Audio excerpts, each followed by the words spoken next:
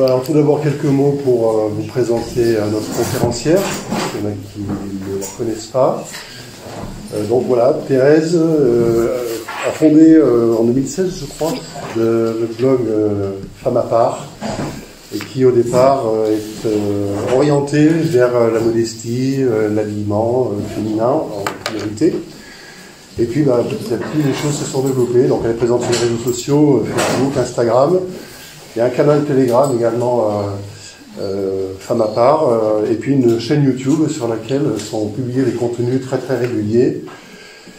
Et par l'intermédiaire d'une amie, donc j'ai entendu parler il y a 2 ou 3 ans de Femme à part, je suis allé voir par curiosité un petit peu, et j'ai trouvé que le contenu était extrêmement intéressant, enrichissant, et à une époque où on a assisté à une offensive d'abord du féminisme, maintenant de toutes les idéologies qui traînent, le wokisme et autres théories du genre. On a besoin de remettre un petit peu les choses dans l'ordre naturel, tel que le bon Dieu les a voulu, et l'ordre surnaturel. Et c'est ce que je trouve Thérèse fait remarquablement bien. Et c'est pour ça que je me suis dit que ce serait intéressant de pouvoir en faire profiter le prieuré.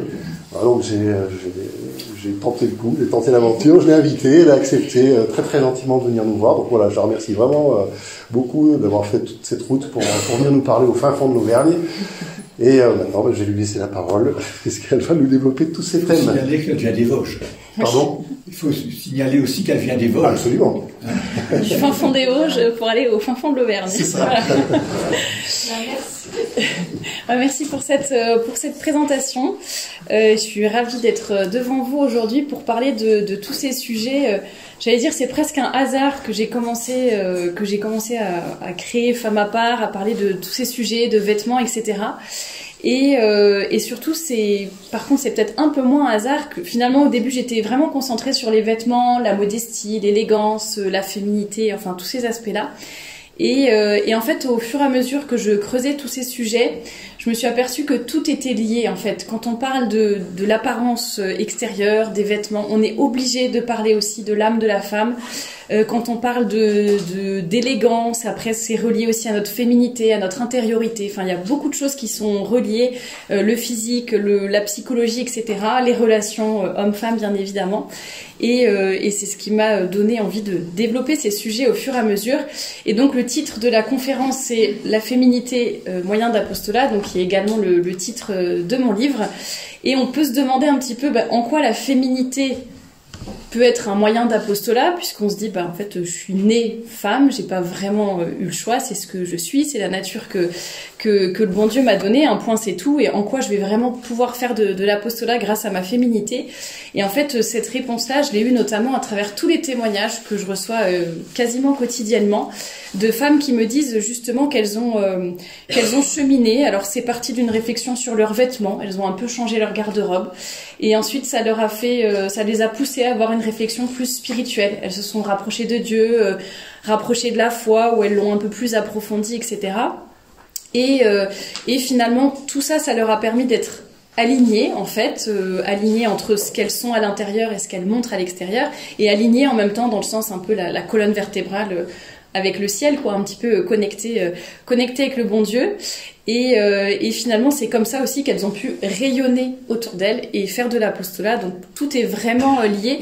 Et c'est Gertrude von Lefort qui disait « Sois une vraie femme et fais ce que tu veux ». Donc évidemment, c'était dans le sens de la phrase de saint Augustin. Donc il ne s'agit pas de faire n'importe quoi.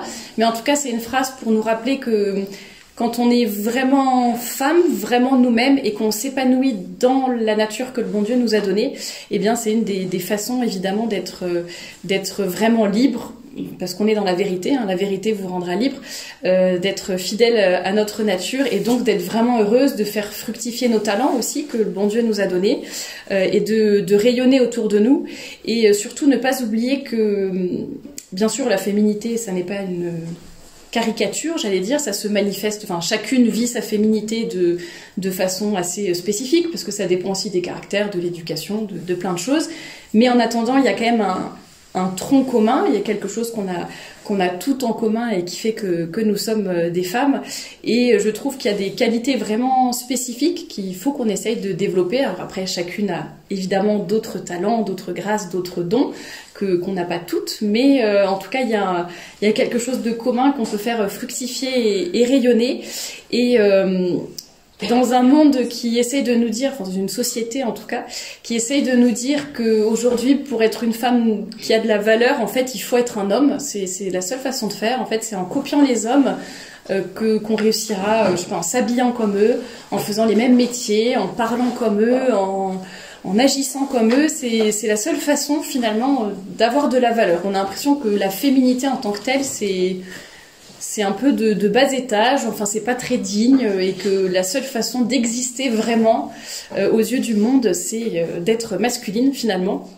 Et en fait, l'objectif d'aujourd'hui, c'est vraiment de vous dire que non, bien sûr, la féminité, c'est beau en tant que tel, et on a beaucoup à apporter au monde en étant des femmes, même si parfois on a peut-être l'impression que je sais pas, par rapport aux hommes, on est peut-être moins forte sur telle chose, meilleure sur d'autres, etc. Enfin, voilà, on est complémentaires.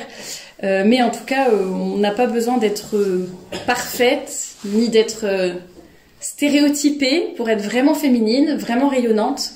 Et c'est comme ça aussi qu'on pourra être des vraies saintes en sanctifiant finalement tous les aspects de notre vie, donc y compris le vêtement. Mais parfois, on a l'impression qu'il faut faire forcément des actions éclatantes pour être des saintes et pour plaire à Dieu, alors qu'en fait, c'est juste en étant déjà des femmes féminines, on pourra faire beaucoup de bien autour de nous. Donc dans une première partie, je vous parlerai de la féminité qui est un peu un signe de contradiction dans le monde actuel. Ensuite, plus du féminin versus le masculin et la place de la femme et la vocation spécifique de la femme. Et dans une troisième partie, un peu plus, on va dire, concrètement, ça va être plus rapide, mais concrètement, comment faire, enfin ce qu'on peut faire dans nos vies, ce qu'on peut mettre en œuvre par rapport à toutes les choses que j'aurais dites précédemment. Donc déjà, en quoi la féminité peut être un moyen d'apostolat? C'est parce que c'est un signe de contradiction dans le monde actuel. Vous êtes... je pense, au courant qu'on vit dans une société très androgyne, qui essaye de gommer les différences entre les hommes et les femmes, qui essaye de nous faire croire que, en fait, qu'un homme vaut une femme, c'est pas tellement ça, parce que bien sûr, on a la même dignité, mais dans le sens qu'on est interchangeable, que peu importe, il n'y a pas vraiment de différence, ou alors les différences, c'est la société, c'est le patriarcat, etc. Et tout va vraiment à l'encontre du bon sens. Toutes les valeurs sont justement, le féminin devient le masculin devient le féminin, le beau devient le lait devient le beau. Il n'y a plus vraiment de vérité, tout est très fluctuant, très relatif. On est vraiment dans un monde relativiste. Et il n'y a plus vraiment de repères, mais dans tous les domaines. Je pense qu'il y a peut-être une époque où c'était plus d'un côté un peu religieux ou moral. Là, on se rend compte que même dans les choses basiques en fait du bon sens, tout ce qu'on voit notamment par rapport à l'interchangeabilité, etc. Enfin, je vous laisse comprendre ce que je veux dire, mais même le bon sens le plus basique n'existe plus, rien que sur les différences physiques hommes-femmes par exemple, ou les différences de cerveau, etc. Et donc il y a vraiment un émotionnel qui a pris le pas sur le rationnel. On vit vraiment dans un monde où ce qui compte c'est l'amour, ce qui compte c'est que je me sente bien, ce qui compte c'est que tu peux faire ce que tu veux tant que toi tu as envie de le faire, c'est l'essentiel, fais ce que tu veux. On pense ce qu'on veut tant que c'est ce qui nous rend heureux, c'est ce qui va nous poser le moins d'inconvénients, être le moins difficile, etc. Donc il y a vraiment cet émotionnel qui a pris le pas sur le rationnel, et avec une méthodologie où ça devient assez difficile de lutter, oui, mais aussi même parfois on se fait avoir par certains pièges intellectuels, et je pense notamment avec le lavage de cerveau, avec la culpabilisation, etc., un peu les raccourcis intellectuels. Je pense notamment, enfin ça c'est des méthodes très féministes, justement de culpabiliser, de faire croire que je sais pas, si par exemple j'ose parler de la tenue des femmes, de la décence, etc., ça veut dire que forcément je soutiens les violences faites aux femmes. Si on parle enfin il y a plein de sujets comme ça où il y a une espèce de culpabilisation, et puis si on essaye d'avoir un minimum de morale, ou en tout cas, même sans parler de religion, mais de dire quelque chose d'un peu objectif sur les différents hommes-femmes ou autres, en fait, on va tout de suite, mais tu fais le jeu du patriarcat, les femmes sont des victimes, etc. Et on a un peu une grille de lecture très à sens unique, en fait. Et toutes ces méthodes vont nous empêcher presque de réfléchir et de nous en sortir. Je pense notamment aux femmes, parce qu'on va peut-être être plus touché par le regard des autres, ce qui va être dit de nous, etc. Et c'est vrai que quand on ose dire quelque chose, mais qu'on a tout le monde qui tombe sur nous et qui nous fait culpabiliser, qui nous montre à quel point on est une personne vraiment pas très cool, trop coincée, etc., trop moralisante, ça peut vite nous déstabiliser et nous donner envie plutôt de nous taire, de nous faire discrète, et en fait on n'ose plus rien dire et personne n'ose plus s'exprimer. En tout cas on a du mal à cause de cela. Et ensuite le fait également évidemment de se sentir un peu seul dans la lutte, seul contre tous, à devoir un peu lutter, parfois on a l'impression de lutter dans le vent. Et justement la première façon de faire de l'apostolat, elle n'est pas très difficile finalement, c'est assumer d'avoir nos idées, assumer nos valeurs, assumer notre foi, notre religion, assumer notre féminité. Ça veut pas dire l'imposer aux autres, ça veut pas dire faire des grands discours, être moralisatrice ni quoi que ce soit, mais juste nous, dans notre vie, être bien dans notre peau, être aligné, comprendre ce qu'est la féminité, la faire rayonner, le montrer dans nos vêtements, dans nos façons de nous exprimer, de faire, etc. Mettre notre féminité au service de certains métiers, ou vraiment la faire rayonner aux endroits où elle a le plus de chances de s'épanouir et de faire du bien.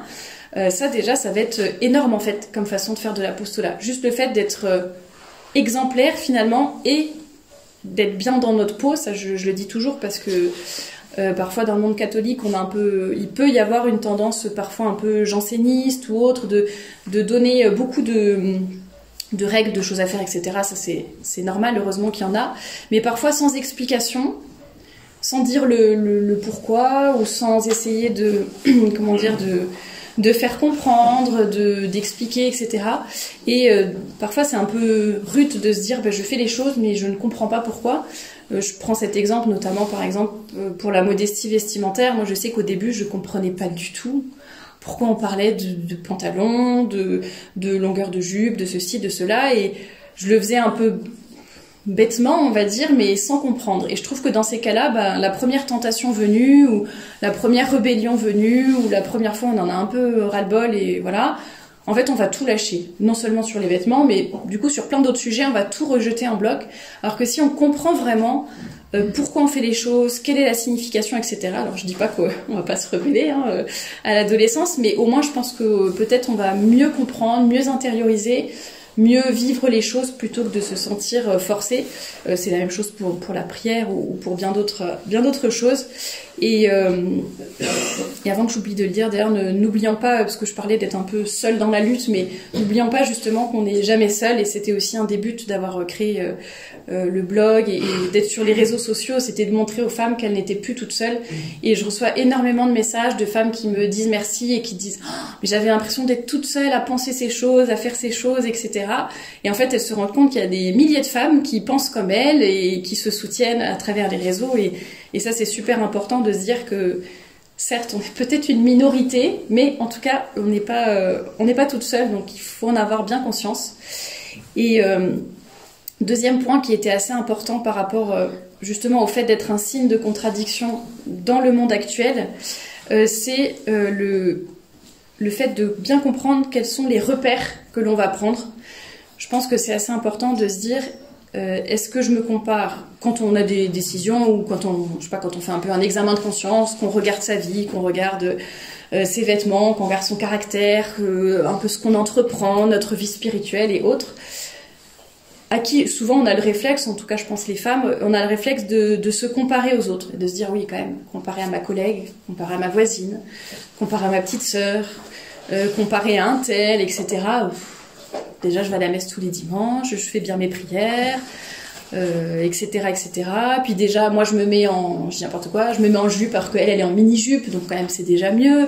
Elle met, elle met un décolleté très, très, très profond, alors que moi, c'est un petit décolleté, donc quand même, c'est mieux. Enfin, voyez, on va toujours se comparer, que ce soit pour notre foi ou pour d'autres sujets, on va avoir tendance à se comparer aux autres, à notre entourage, je veux dire, enfin, les gens qu'on fréquente, les gens les plus proches, ou alors à se comparer par rapport au monde, ou au monde actuel. Et c'est vrai qu'on se dit, bah, déjà, vu ce qui se passe dans le monde actuel, c'est déjà pas mal que je sois née femme et que je le reste. C'est déjà pas mal que voilà, que je sois pas en train de me dire victime du patriarcat oppresseur. C'est déjà pas mal que je sois pas en train de hurler sur les hommes, d'être féministe, de mettre raser la tête à moitié et puis l'autre moitié teint en bleu. Non, mais c'est déjà bien quand même ce que je fais. Enfin, vous voyez, on va quand même déjà se valoriser un petit peu comme ça.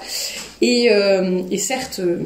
Grâce à Dieu, on a certainement beaucoup reçu, vous tous qui êtes là aujourd'hui, on a certainement, et moi y compris, on a beaucoup reçu du bon Dieu, de ses grâces, des familles dans lesquelles on a été éduqués, des gens qu'on a pu rencontrer, ou si on est convertis, voilà, de ce qui nous a menés vers le bon Dieu. Et tant mieux, on a eu beaucoup de chance, mais en fait on n'a pas tous reçu la même chose. Donc peut-être que notre collègue ultra-féministe, j'en sais rien, a peut-être fait moins de choses que moi, mais en fait elle a beaucoup moins reçu. Donc le bon Dieu va être plus exigeant avec nous à la fin de notre vie. Donc ça sert à rien de se comparer avec d'autres personnes qui sont pires que nous, parce que déjà en fait on connaît pas leur âme. Donc ça peut peut-être extérieurement nous paraître pire, parce que c'est vrai que par exemple entre quelqu'un qui va à la messe tous les dimanches, quelqu'un qui va pas à la messe tous les dimanches, bon, clairement, je veux dire, c'est quelque chose qui se voit extérieurement, mais déjà on sait pas ce qui est dans le cœur de la personne, pourquoi elle va pas à la messe. Est-ce qu'elle a déjà eu quelqu'un pour lui dire qu'il faut aller à la messe le dimanche? Et puis nous, quand on va à la messe, bah, est-ce que vraiment on est recueilli pendant la messe? Ou est-ce qu'on est tout le temps en train de critiquer sur le parvis les uns les autres? Est-ce qu'on suit vraiment notre messe? Ou est-ce qu'on est un peu distraite ou à moitié endormie parce qu'on a fait la fête jusqu'à 3h du matin le samedi d'avant? Bon. Donc voilà, faut pas toujours, évidemment, faut même jamais juger les autres et toujours se dire on a beaucoup reçu et donc on doit beaucoup faire fructifier. C'est la parabole des talents aussi. Et puis, on trouvera toujours pire que nous, en fait, pour se rassurer et pour se dire... Enfin, moi, je sais que c'est un peu mon cas par rapport aux vêtements au tout début, de se dire, non mais elle fait pire, elle c'est plus court, elle c'est plus moulant, elle c'est plus décolleté, elle c'est plus ceci, cela. Et on se rassure comme ça en se disant, il y a pire que moi, donc en fait, moi, ça va. Et en fait, ça c'est vraiment un état d'esprit qu'il faut... quitter, là c'est les hommes comme les femmes et voilà, et dans tous les domaines, et se dire qu'est-ce que j'ai reçu, qu'est-ce que je dois faire fructifier et qu'est-ce que le bon Dieu attend de moi.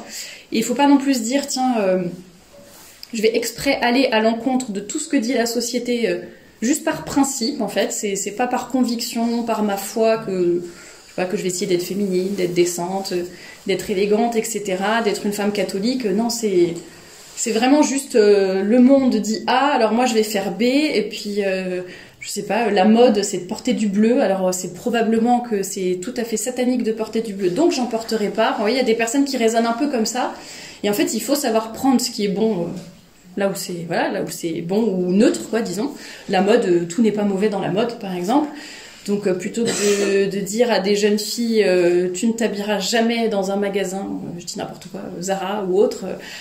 Voilà, et toujours on s'habillera, je sais pas, avec des choses un peu ringardes, etc. C'est pas forcément le meilleur moyen de faire passer l'idée d'un vêtement qui est beau, qui nous met en valeur, de connaître notre silhouette, de savoir que la beauté d'une femme c'est super important, encore plus que, enfin, la femme par rapport à l'homme a vraiment reçu je sais pas si on peut dire, ce charisme de la beauté.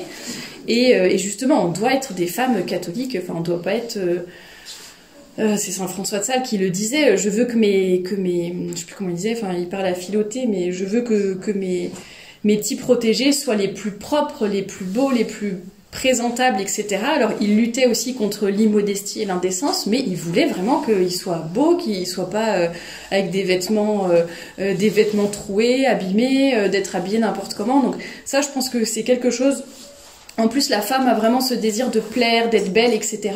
Et je pense que c'est vraiment quelque chose qu'il faut pas juste mettre une croix dessus et l'enfouir et dire non, c'est pas bien, la beauté, faut se cacher, etc. Il faut vraiment au contraire faire comprendre que oui, la beauté, enfin, c'est un énorme don que la femme a reçu et il faut y faire... c'est vraiment un précieux trésor, c'est comme la maternité, il faut en prendre soin, il faut y faire attention, il faut le faire rayonner autour de soi et d'une bonne façon. Une beauté qui va élever, qui va transcender et pas du tout une beauté qui va avilir. Donc c'est vraiment des choses, faut pas prendre les extrêmes juste pour se dire je fais exprès de l'opposé du monde.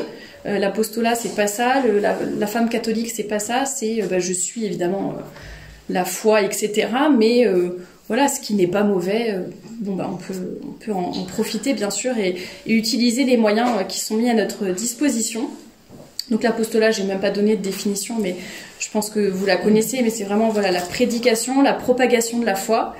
Et c'est vrai que si on veut plaire au monde, généralement, enfin c'est pas généralement, d'ailleurs c'est dans les évangiles, c'est on peut pas avoir deux maîtres, on peut pas servir deux maîtres, on peut pas servir Dieu et l'argent, on peut pas servir Dieu et le monde. Et là c'est pareil, dans notre mission d'apostolat féminin, on doit vraiment avoir conscience que on ne pourra pas plaire à tout le monde, encore moins au monde actuel.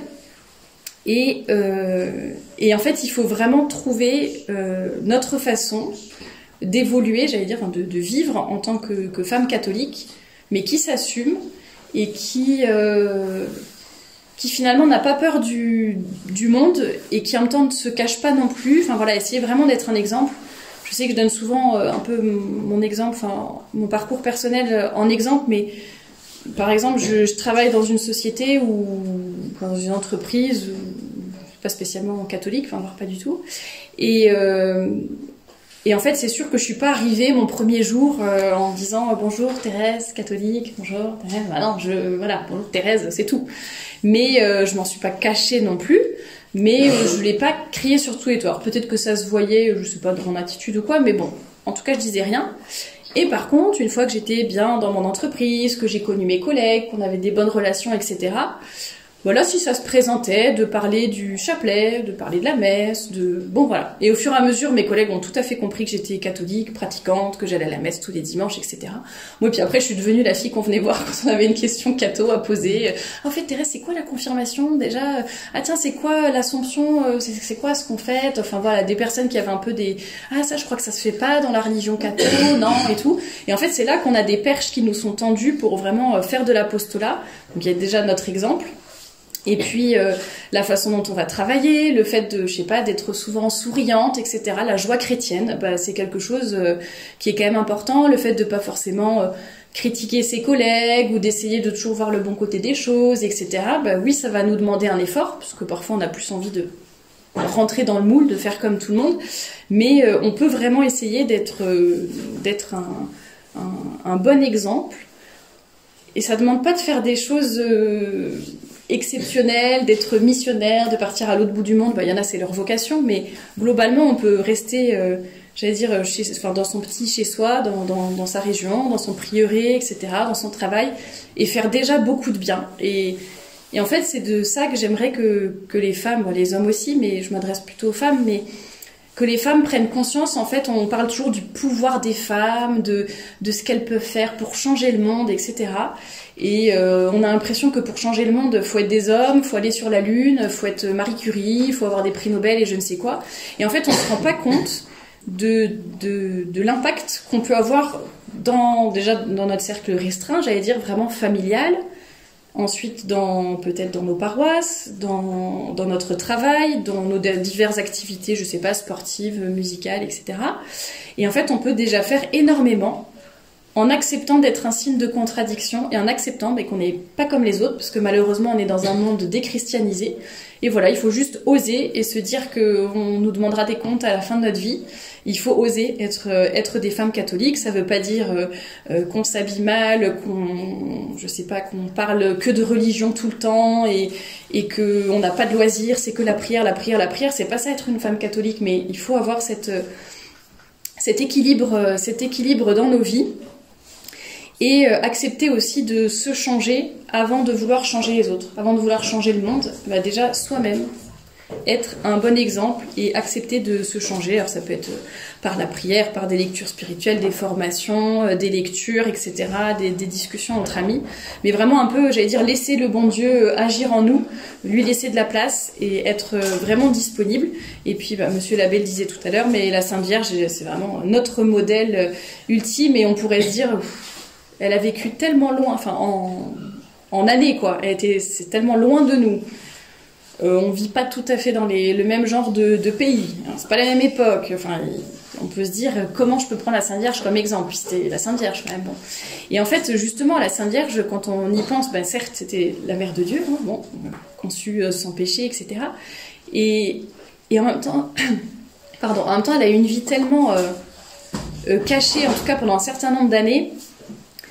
Cachée à faire son devoir d'épouse et de mère, changer des couches, faire la cuisine. Enfin, je pense pas que c'était non plus une vie très palpitante entre guillemets. Enfin, je veux pas renier ce que vivait la Sainte, dénigrer ce que vivait la Sainte Vierge. Je veux dire, de nos yeux humains, on peut se dire c'est pas non plus la vie génialissime, éclatante, etc. En tout cas sur les années cachées. Et pourtant, elle faisait son devoir d'État. Et elle peut nous apprendre beaucoup de choses sur la charité, l'humilité, la confiance en Dieu, l'abandon, la pureté, la beauté. Je sais pas si j'avais prévu d'en parler après, mais tant que j'y pense, j'en parle maintenant. Mais la Sainte Vierge, toutes les apparitions qu'elle a faites, elle n'avait jamais la même tenue. C'est un détail. Enfin, on s'en fiche, c'est le message qui compte, mais quand même, la Sainte Vierge n'avait jamais la même tenue. Et c'est là que c'est un peu... Moi, je trouve que c'est le genre de petite délicatesse du ciel. Parce que ça, c'est vraiment pour nous aider, nous. Je pense que mon Dieu, la Sainte Vierge, ils sont au-dessus de tout ça. Mais n'empêche que la Sainte Vierge, à chaque fois, n'avait jamais la même tenue. Et d'autre part, je crois que quasiment dans toutes les apparitions, il me semble qu'à chaque fois, les voyants ou voyantes disait quelque chose de la beauté de la Sainte Vierge, qui a été tellement belle, tellement... mais vraiment sur la beauté physique, j'allais dire, c'est pas juste, tiens, c'était très éblouissant, très rayonnant, c'est vraiment, elle était belle, ils ont jamais vu quelqu'un d'aussi beau, etc. Et je pense que c'est quelque chose qui doit nous... sur tous les plans, la Sainte Vierge peut être notre modèle. Alors ça veut pas dire qu'il faut s'habiller comme la Sainte Vierge, avoir son voile, son genre de tenue, etc. Mais je pense qu'on peut essayer de lui faire plaisir à travers nos tenues, qui soient vraiment des tenues féminines, belles, qui nous fassent rayonner, et qu'elles soient notre modèle aussi, évidemment, pour toutes les autres vertus. Donc vraiment, je voulais conclure cette partie en rappelant vraiment l'importance, parce que après ça dépend beaucoup des éducations, des milieux dans lesquels on évolue, mais je pense que en fait il y a un peu deux écueils, soit pour se protéger du monde actuel, chose que je comprends très bien, il faut s'en protéger, le monde est dangereux sur bien des aspects, soit pour s'en protéger on fait tout à l'opposé, on reste dans notre cocon, on va dans une espèce d'extrême inverse et on se recroqueville un petit peu sur nous-mêmes. Soit au contraire, on se dit, je vis dans ce monde-là, faut bien que j'y suis, faut bien que j'y évolue, etc. Et donc, ça sert à rien d'être trop réactionnaire, ça sert à rien d'être... faut quand même rentrer un peu dans le moule, parce qu'en fait, on pourra jamais faire de bien si on est toujours en train de s'opposer, toujours en train de râler, toujours en train de dire que c'est pas moral, que c'est pas ceci, que c'est pas cela. Donc il faut qu'on rentre dans le moule en quelque sorte. Et moi, je pense vraiment qu'il y a un juste milieu entre ces deux positions, et qu'on peut vraiment avoir nos convictions. C'est vraiment être dans le monde sans être du monde. Je pense que c'est vraiment la phrase à retenir. Et c'est aussi pour ça que j'avais appelé le blog Femme à part, parce que c'était une femme à part entière, qui est vraiment féminine sur tous les aspects de sa vie, et en même temps qui sera forcément un peu à part dans le monde actuel, parce qu'elle est différente, mais elle sera dans le monde quand même. Et ça, c'est quelque chose à ne pas oublier.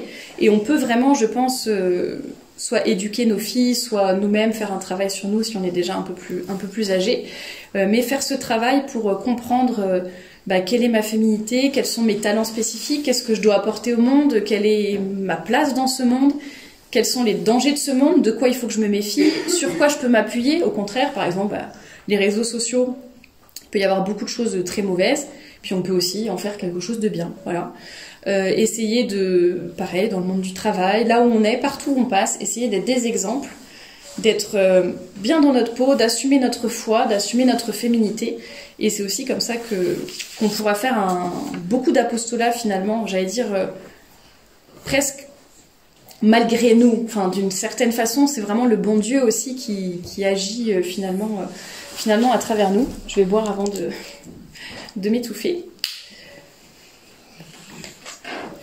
Et dans la deuxième partie, je voulais parler un peu de féminin, enfin féminité par rapport à la masculinité. Et justement de parler de notre place de femme, notre spécificité de femme. Je l'ai déjà dit en introduction, mais bon, société androgyne qui veut nous interchanger et qui veut faire croire que tout est pareil, que tout se vaut, etc. Et en fait, on voit que justement, d'ailleurs, c'est là que d'autant plus le vêtement féminin a de l'importance, parce que peut-être qu'autrefois c'était un petit peu moins le cas. Enfin, je pense que c'était déjà important, mais ce que je veux dire, on se rendait moins compte de l'impact de nos tenues et du côté androgyne qui allait arriver en fait de cette. C'est même plus qu'on interchange les femmes et les hommes, c'est qu'on arrive comme à une nouvelle identité qui n'est ni homme ni femme finalement, ou qui a un petit mélange des deux. Donc c'est d'autant plus dangereux et c'est d'autant plus important de manifester notre féminité et d'aller à l'encontre de ce que cette société essaye de nous imposer.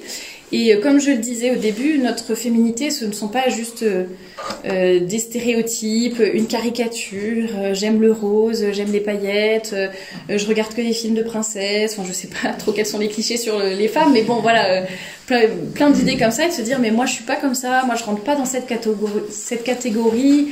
Et puis on a l'impression comme s'il y avait une caricature dans laquelle on devait rentrer.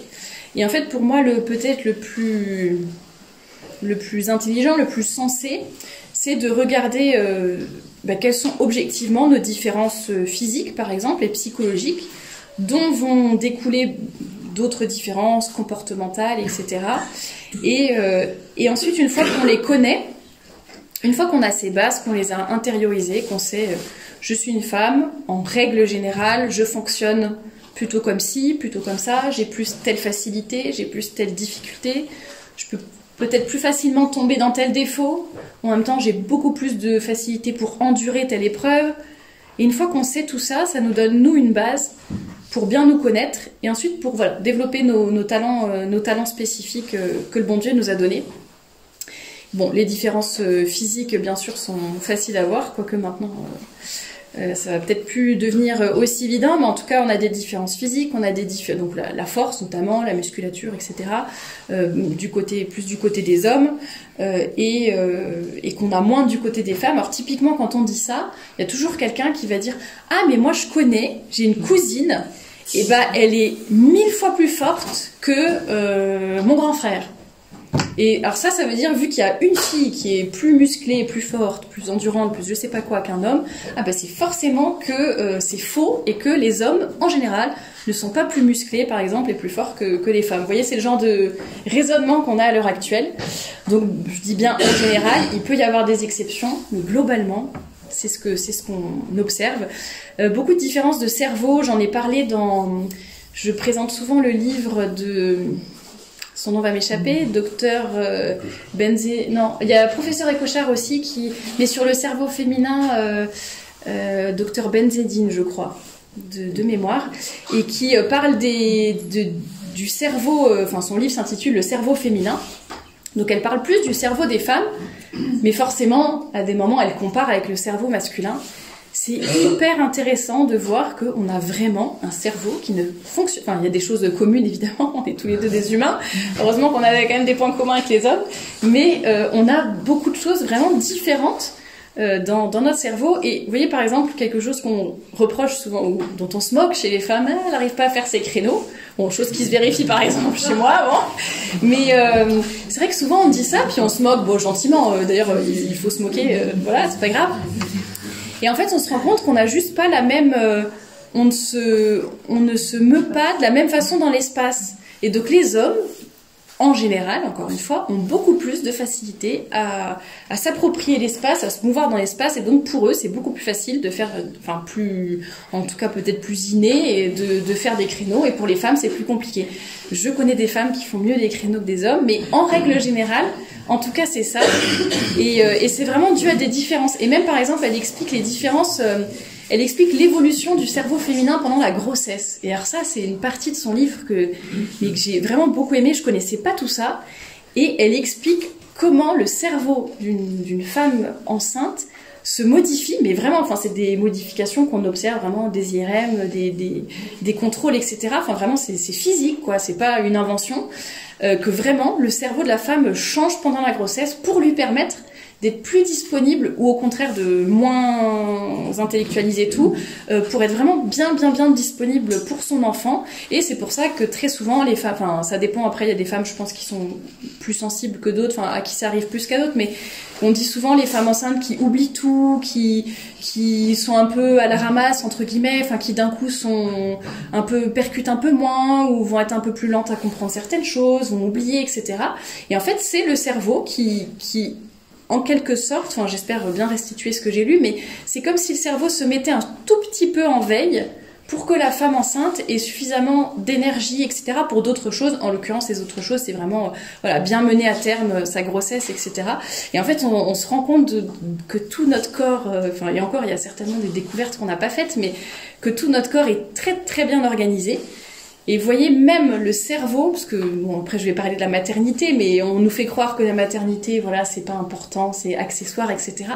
Mais tout est fait dans notre corps aussi, enfin dans le corps des femmes, pour bien accueillir des enfants, pour que la grossesse se passe bien, etc. Et on voit aussi que chacun a eu, enfin entre hommes et femmes, chacun a reçu aussi ce qui était le plus nécessaire à la survie de son sexe, en fait, et ce qui était le plus important, donc les femmes pour pouvoir avoir des enfants, etc. Les hommes pour protéger le clan, etc.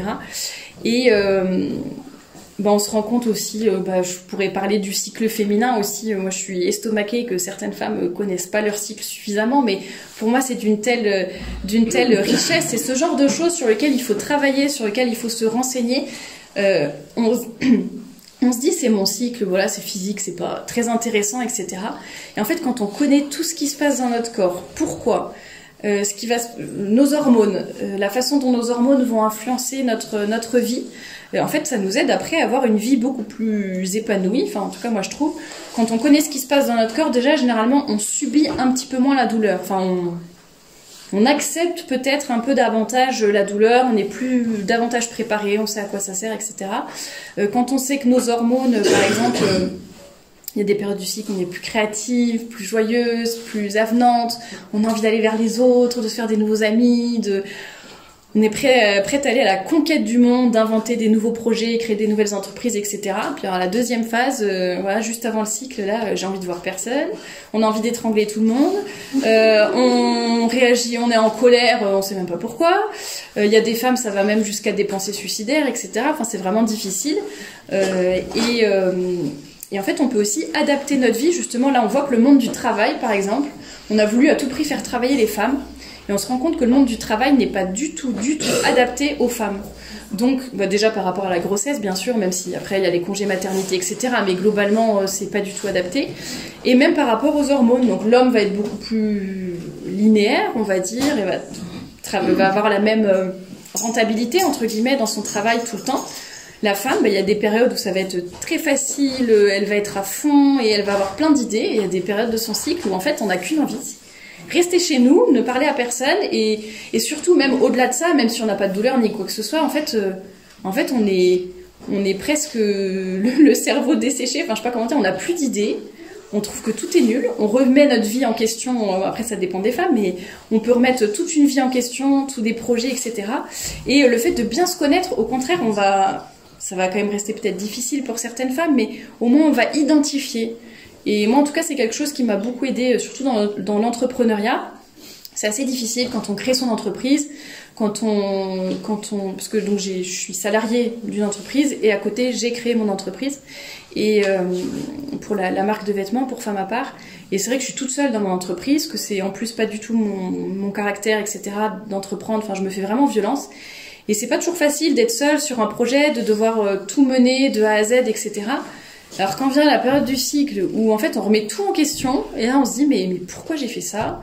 Mais c'est nul, mais ça en fait non mais il faut que j'arrête. Alors qu'on sait que ça objectivement ça fonctionne et tout, on a beau avoir les chiffres sous les yeux, ben c'est des périodes où voilà on remet tout en question. Donc le fait de le savoir, ça va nous aider aussi à se dire ces pensées-là, j'y fais pas attention. J'organise mon emploi du temps en fonction de, quand on peut bien sûr, en fonction de son cycle, etc. De se dire, bah, c'est plutôt cette partie-là du mois où je vais être créative, je vais avoir de l'énergie, je me concentre là. Et puis si c'est pas cette partie-là, bah, voilà, l'autre partie, je vais plus prévoir des moments où je me repose, où je fais des choses plus calmes, plus faciles pour moi. Et voilà, c'est des petits exemples, mais ça peut aider. Et c'est là qu'on voit qu'on n'a pas du tout le même rythme que les hommes finalement. Et j'avais noté aussi des petits exemples par rapport à la féminité, mais parce qu'en fait la société actuelle nous coupe tellement de notre féminité que bon, il y a des oreilles jeunes, mais les féministes par exemple, elles pensent que pour mettre en valeur la féminité, il faut prendre certaines parties du corps des femmes, en faire des grands trucs plastiques qu'on met partout. Et ça, non seulement c'est de l'art, mais en plus c'est bien, c'est féministe et ça soutient les femmes. Bah, je pense que pour soutenir les femmes, il faudrait peut-être plus leur expliquer leur cycle, leur expliquer ce que la pilule fait à leur corps, etc. Bon, voilà, Et par exemple, il y a beaucoup de femmes qui ne savent pas en quoi l'allaitement est meilleur que... je parle des filles peut-être après ma génération, ne savent pas en quoi l'allaitement est meilleur que donner du lait en poudre à ses enfants. Enfin, il y a beaucoup de choses qui se perdent et on essaye tellement de nous faire croire dans tous les domaines que tout est équivalent et qu'en fait l'important c'est ton choix, enfin l'important c'est le choix de la personne et c'est pas la réalité et tout se vaut et en fait c'est très fasciste, j'allais dire. Enfin, on se fait traiter de fasciste dès qu'il y a une certaine idée de hiérarchie, quelque chose qui est une chose est mieux qu'une autre, un choix est meilleur qu'un autre. Par exemple, pour revenir sur le sujet de l'allaitement, allaiter son bébé, c'est mieux que de lui donner du lait en poudre. Après, parfois on n'a pas le choix, parfois c'est comme ça. Je suis pas là pour dire vous allez en enfer si vous n'allaitez pas votre enfant, c'est pas ça la question. Mais en tout cas, on peut être capable de raisonner comme des adultes et de se dire, en dehors de toute considération émotionnelle, en règle générale, c'est mieux de pouvoir allaiter son bébé, ou c'est mieux de... oui, il y a plein de sujets comme ça sur lesquels ça devient presque tabou d'oser mettre une hiérarchie ou de dire, ça veut pas dire qu'on va mépriser l'autre option, ça veut pas dire qu'on va juger les gens qui n'ont pas toujours le choix ni quoi que ce soit, c'est pas ça la question, mais juste de dire qu'il y a quelque chose de supérieur. C'est comme dire que la religion catholique c'est la vraie religion, la seule religion, etc. Mais c'est presque impossible à dire à l'heure actuelle, et parce que les gens n'ont plus et même les catholiques eux-mêmes, je pense, n'osent plus, enfin certains en tout cas n'osent même plus dire ça, parce que tout se vaut, parce qu'on ne veut pas trop froisser, mais bon, il y a un moment, il faut aussi s'assumer. Et j'avais noté cette citation de Gabrielle Cluzel, ça doit être extrait de Adieu Simone, les dernières heures du féminisme, qui disait « En voulant libérer la femme d'elle-même, ils l'ont niée ». Voilà, ça c'était notamment avec la pilule, l'IVG, etc. Et pour parler de... Mais il ne faut pas que je tarde trop, mais pour parler de la maternité, je pense que c'est quand même important de le redire, parce que pareil, je pense que c'est un sujet encore qui devient de plus en plus tabou, et je pense que même chez les catholiques, ça va être pareil. C'est vraiment la vocation qui est inscrite au cœur de la femme, c'est la maternité. Il y a quand même à partir de la puberté jusqu'à la ménopause, il y a quand même tous les mois notre corps qui se prépare pour éventuellement accueillir la vie. Je pense que déjà ça peut être un indice sur le fait que déjà ce sont les femmes qui peuvent être mères et pas les hommes, et ensuite un indice sur le fait que, parce que souvent on dit oui, vous mettez la pression aux femmes, oui, vous parlez d'horloge biologique, mais en fait, oui, il y a une horloge biologique. Enfin, après qu'on veuille des enfants, qu'on n'en veuille pas, ça devient tabou de parler d'horloge biologique, alors que c'est objectif, on peut pas avoir des enfants à 80 ans. Et même ça devient tabou de le dire. Et donc on se rend compte que notre corps, tous les mois, se prépare à accueillir la vie, pareil, nos instincts, etc., nous portent quand même plus vers justement l'homme est souvent plus porté vers les choses abstraites aussi. La femme, ça va plus être le concret, les relations sociales. Et il suffit de voir quand il y a un bébé dans une pièce, toutes les femmes qui rappliquent, qui veulent les voir, etc. Enfin, c'est plus ce qui les intéresse dans les métiers qu'elles choisissent aussi. Et on voit que c'est vraiment inscrit au cœur de la femme, même si d'ailleurs on est célibataire, même si on est religieuse. Même si on devient veuve, enfin peu importe, ou qu'on est stérile, qu'on peut pas avoir d'enfants, ça change rien en fait. La maternité est au cœur de la femme, et je pense que c'est vraiment quelque chose à prendre en compte aussi justement pour notre vie, pour la façon dont on va rayonner, dont on va voir notre vocation.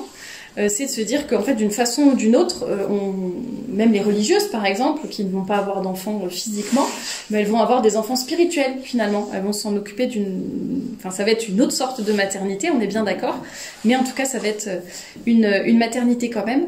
Et pour repartir sur l'idée des métiers, il y avait un documentaire qui avait été fait sur la Norvège. Alors les pays scandinaves, la Norvège, Finlande, etc., sont vraiment à la pointe du développement, de l'ouverture, tout ça, et notamment de l'égalité homme-femme. C'est vraiment les champions pour respecter et faire respecter l'égalité homme-femme. Et donc ils avaient fait énormément de campagnes pour inciter les femmes à avoir, parce qu'ils avaient remarqué que 90% des ingénieurs étaient des hommes, et je sais pas les chiffres exacts, mais en gros c'était ça les proportions, et 90% des métiers du soin, infirmières, etc., étaient plutôt des femmes. Et donc ils ont fait des grandes campagnes pour inciter alors c'était pas des quotas non plus, mais c'était pour inciter et pour dire voilà mesdames, malgré tout ce qu'on vous a dit, vous pauvres victimes du patriarcat et de la construction sociale, malgré tout ce qu'on vous a dit, vous pouvez être ingénieur, vous pouvez aller sur la lune, vous pouvez faire ceci, cela. Et en fait ils se sont rendus compte que plus ils insistaient et plus on donnait de liberté, plus les femmes choisissaient vraiment quand elles sentaient que, comme dans ces pays où vraiment il n'y avait pas de tabou, il n'y avait pas de je vais te regarder de travers parce que t'es infirmière ou ceci, cela, c'était vraiment très libre et tout était très positif, très beau, très bienveillant. Et que les femmes choisissaient finalement de rester dans les métiers du soin parce que c'était ce qui les intéressait le plus. Alors bien sûr, il y a des femmes qui sont des ingénieurs, des très bonnes ingénieurs et des hommes très bons infirmiers et vice versa, mais en tout cas, de façon naturelle, le penchant naturel, c'est plutôt comme ça que se faisait que penchait la balance. Et je parlais justement de rayonner, d'être vraiment des femmes, etc. Alors c'est à travers nos vêtements, à travers nos attitudes, à travers aussi le choix de nos métiers, de nos études. C'est vrai qu'on pousse beaucoup les femmes à faire ce qu'elles veulent, etc., être très libres par rapport à ça. Et c'est Edith Stein qui a beaucoup travaillé sur cette question du travail de la femme, et elle disait le fait que les femmes... Le fait de travailler n'est pas du tout interdit aux femmes. Par contre, elle disait il faudrait que les femmes fassent attention à choisir vraiment des métiers féminins, des métiers dans lesquels elles vont vraiment avoir une plus-value, dans lesquels elles vont pouvoir faire rayonner toutes leurs qualités féminines, toutes leurs spécificités féminines, où elles vont vraiment avoir plus de valeur et apporter quelque chose finalement.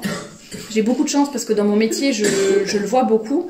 Après, ça correspond aussi à mon caractère, mais j'aide notamment à organiser des événements. Et pour moi, c'est vraiment un bonheur de faire la petite main invisible qui prépare tout en amont, mais après que personne ne voit, mais qui fait en sorte que tout le monde soit bien, que ça se passe bien, que chacun ait ce qu'il faut. On part aux urgences de dernière minute et aux demandes et aux changements de dernière minute. Mais en gros, c'est vraiment... c'est pas faire des choses très compliquées, voilà, mais c'est faire plein de petites choses qui demandent quand même d'être multitâche, de faire de la coordination, de penser à tout, d'anticiper les besoins, de veiller les uns aux autres, etc. Et je sais que vraiment, dans mon métier, j'ai de la valeur ajoutée. Non pas que je sois spécialement forte ou diplômée ou je sais pas quoi dans mon domaine, mais... juste le fait d'être une femme, déjà, en fait, je pense que, voilà, par rapport à mes collègues masculins, notamment, d'ailleurs, c'est souvent des femmes qui sont plutôt, enfin, là, c'est pas mon poste, mais dans mon entreprise, c'est quasiment, toutes les assistantes de direction sont des assistantes, justement. Ou les assistantes marketing, enfin, voilà. Et j'avais une collègue qui en fait, s'énervait à chaque fois qu'on disait, oui, on va faire une réunion avec les assistantes. Oui, il faudrait demander aux assistantes de faire ça. Et à chaque fois, il disait, pourquoi ? elle dit les assistantes et nanana. Enfin vraiment, ça la révoltait qu'on mette ce mot au féminin. À chaque fois que je la regardais, je dis mais on n'est que des femmes à ce poste-là. C'est pas pour être méchante, c'est pas pour je sais pas quoi. Non, on n'est que des femmes à ce poste-là. Alors le jour où il y aura un homme qui sera recruté, tant mieux. Mais vous voyez, pour elle, c'était dégradant enfin le mot assistant, visiblement assistante au féminin, c'était dégradant et c'est pas bien. Et puis en plus de le mettre au féminin, oulala, alors que après ça dépend comment on voit son métier. Moi je trouve ça pas du tout dégradant et ça dépend comment on le fait. Mais bon bref, ça peut être tout à fait adapté également. Et puis les différences hommes-femmes, je vais être trop longue, mais de toute façon j'en parlerai demain plus longuement dans la conférence de demain après-midi, mais c'est encore plus important, enfin déjà d'être des femmes par rapport à nous, j'allais dire, si on pense égoïstement à nous, mais c'est d'autant plus important quand on se met en perspective, en complémentarité, on va dire, avec les hommes, et c'est d'autant plus important d'être des femmes véritables, vraiment féminines. Donc je vais approcher de la conclusion et de la dernière partie. Et donc concrètement, comment est-ce qu'on peut faire pour faire de l'apostolat, pour être vraiment féminine? Donc j'ai déjà donné des pistes de réflexion sur les métiers, sur le fait de se connaître aussi et de rayonner autour de soi, de ne pas avoir peur d'aller à contre-courant, mais en même temps de pas forcément juste aller à contre-courant, juste pour contredire. Mais je voulais vous parler donc déjà d'avoir c'est un peu bête, mais enfin bête, ça peut paraître basique, mais déjà avoir la volonté de changer, si on pense qu'on doit changer quelque chose, en tout cas prendre conscience de tous ces aspects-là, beaucoup prier aussi, se former, lire, etc. Et ne pas se contenter du minimum.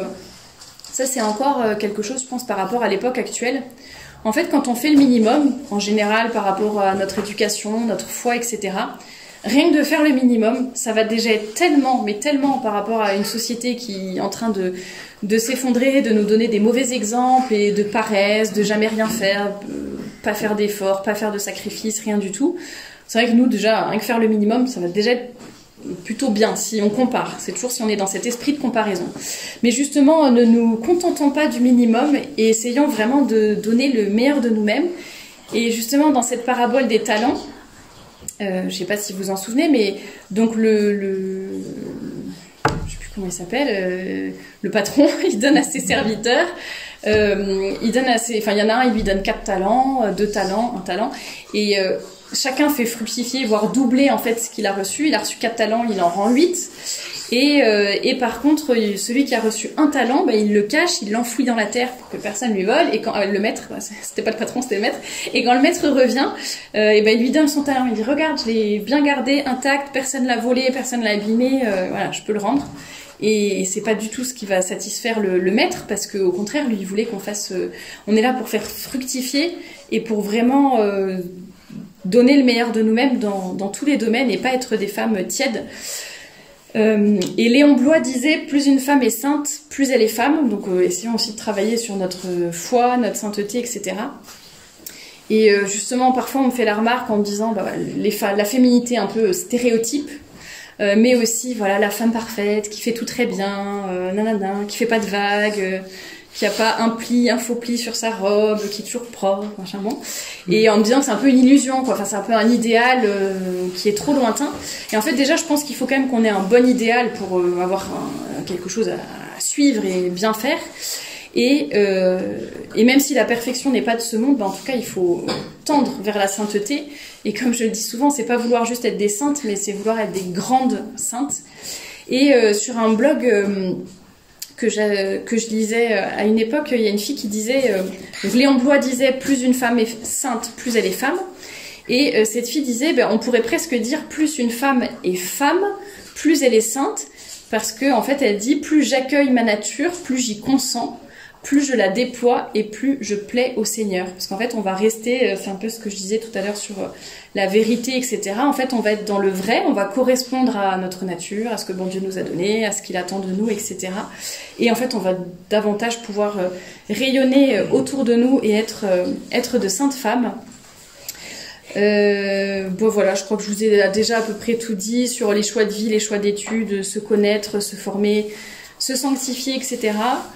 Et puis si ça peut vous aider ou si vous motiver, vous faire réfléchir, dans les témoignages que je reçois beaucoup de témoignages de femmes qui me disent aussi qu'elles ont pris confiance en elles.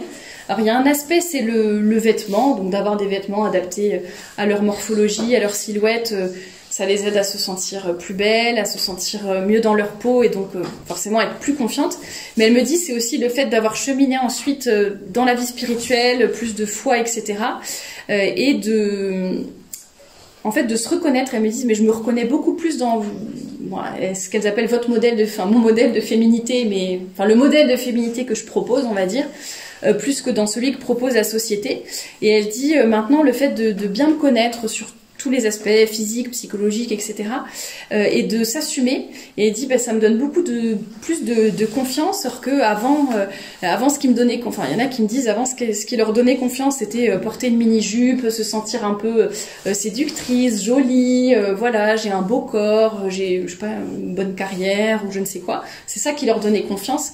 Et elles disent qu'aujourd'hui, ce qui leur donne confiance, c'est vraiment plus le fait d'être aligné, d'avoir cette colonne vertébrale dont je parlais en introduction, que tout est aligné en fait entre le vêtement, la vie spirituelle, la vie familiale, le choix du métier, le choix de vie, etc. Et en fait, tout est aligné et c'est ça qui permet un rayonnement vraiment particulier qui peut porter beaucoup de fruits. Et ça, c'est très important. Et d'ailleurs, juste avant d'oublier, dans les moyens concrets de ce qu'on peut faire aussi, je pense qu'il y a aussi un rôle d'éducation qui est super important. Les femmes sont grandes éducatrices, que ce soit à l'école, en famille, etc. Et je pense que c'est très important de faire passer ces messages, d'éduquer les petites filles, leur faire comprendre toutes ces choses sur leur corps, sur le vêtement, sur la féminité, sur la psychologie, etc. Enfin, adapté à chaque âge. Mais de pouvoir agir vraiment dans l'éducation par rapport à ça et se rappeler qu'on est faite pour le ciel tout simplement. Je crois que j'avais noté un témoignage.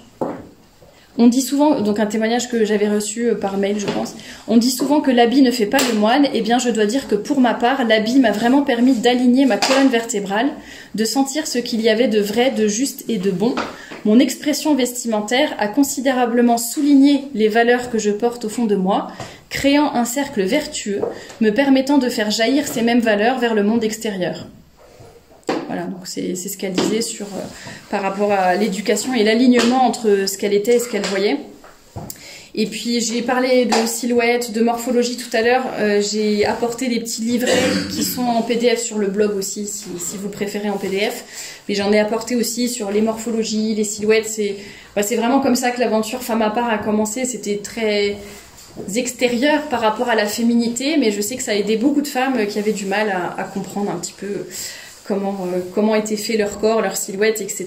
Et ça permet aussi d'être plus confiante, plus rayonnante et voilà, c'est déjà le vêtement qui fait beaucoup et puis après évidemment il faut aussi travailler en parallèle sur ce que nous sommes au fond de nous et nous revêtir du Christ, comme c'est dit dans les évangiles, et ne pas oublier en fait que chacun de nos choix doit nous mener vers le ciel. Donc c'est pas juste être catholique le dimanche, c'est pas juste être catholique quand on prie, c'est être catholique, être une femme catholique, donc être féminine et catholique en fait tout le temps, tous les jours de notre vie, dans toutes nos actions, dans nos loisirs, dans le choix de nos loisirs, le choix de notre métier, le choix de nos vêtements, le choix de nos lectures évidemment, des films qu'on regarde, des personnes que l'on fréquente aussi, ça c'est...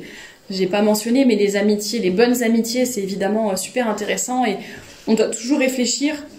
Ça veut pas dire qu'on doit avoir que des amis catho, tradis, je ne sais quoi, mais en tout cas avoir des personnes qui nous tirent vers le haut, des personnes qui vont pas nous enfoncer, qui vont petit à petit nous dévier un peu de ce que l'on pense. Donc ça c'est aussi assez important, et dans la communauté justement qui s'est formée autour de Femmes à part, c'est hyper intéressant de voir qu'en fait il y a beaucoup de femmes, ça les soutient et elles se disent ouf, je suis pas toute seule à penser ça et pas toute seule à combattre là-dessus, donc c'est d'autant plus important. Donc voilà, je pense qu'on a tout en nous les clés vraiment pour bien nous connaître et ensuite rayonner autour de nous et être presque comme un reflet de l'amour du bon Dieu, et ne pas chercher ni à nous exhiber dans tous les sens du terme, ni à nous cacher pour nous protéger ou je ne sais quoi. Mais vraiment, voilà, voir la féminité comme moyen d'apostolat. Je parle de tout ce sujet et du vêtement dans le livre que pareil vous pourrez acheter juste après et si vous le souhaitez et vraiment voir notre féminité comme on parle très souvent à l'heure actuelle, surtout les féministes, du pouvoir de la femme, de l'empowerment, de tout ce qu'on peut faire. On est des Wonder Woman, des warriors, etc. avec tous les mots anglais qui vont bien. Et en fait, bah oui, enfin on peut être tout ça, mais pas dans le sens féministe du terme, mais plus dans le sens catholique et se dire oui, je peux être une vraie femme qui fait du bien autour d'elle, qui fait plein de choses, sans forcément, encore une fois, aller sur la lune ou faire des choses extraordinaires. Mais rien que dans mon quotidien, voilà, on a tout un pouvoir d'action qui est énorme. Il faut en avoir conscience. Et je voulais terminer par cette citation d'un Américain qui disait « Ne craignons pas de considérer la bonté et la beauté comme nos meilleures armes pour évangéliser. » Voilà, on peut toutes faire du bien autour de nous avec les moyens qu'on a à notre disposition, tout simplement. Il n'y a pas forcément besoin d'argent, de pouvoir ou quoi que ce soit, mais le pouvoir, en fait, est déjà en nous. Voilà.